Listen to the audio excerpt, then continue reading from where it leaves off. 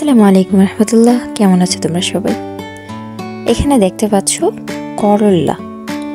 ইস, করল্লা কি কেউ খায়? এত তিতে, একটুও মজা না। আমার সব সবজি ফেভারিট, কিন্তু করল্লা আমার দুই চোখের বিষ।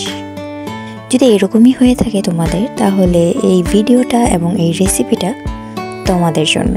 কারণ এইভাবে যদি তুমি একবার করল্লাটা রান্না করো, তাহলে এতটুকু বিশ্বাস রাখো যে তুমি চেটে পুটে খাবা, একেবারে পুরা প্লেট মুছে খাবা, এত মজা লাগবে। আর তিতা, সে তো প্রশ্নই আসে না।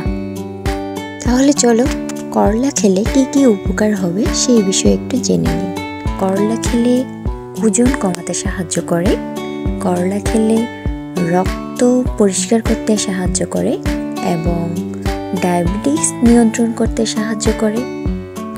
সবচেয়ে ইন্টারেস্টিং যে বিষয়টা হচ্ছে সেটা হলো আমাদের স্কিনটাকে অনেক ভালো রাখে। এবার চলো বলি রেসিপিতে কি কি উপকরণ দিয়েছি। শুরুতে দেখতে পাচ্ছ দেশি ছোট আলু এবং করলাগুলো গোল গোল করে কেটে নিয়েছি। তারপর ভালো করে ধুয়ে ওটার মধ্যে আদা রসুন জিরে এবং কাঁচামরিচ বাটা, হলুদ মরিচ লবণ দিয়ে তেল দিয়ে ভালো করে মেখে নিয়েছি। তারপরে মোটা মোটা করে পেঁয়াজ কাটা এবং কচি মাছ দিয়ে ওটাকে ভালো করে মেখে নিয়েছি। এরপর পরিমাণ মতো পানি দিয়ে ঢেকে দিয়েছি। পানিটা শুকিয়ে যাওয়া পর্যন্ত অপেক্ষা করেছি।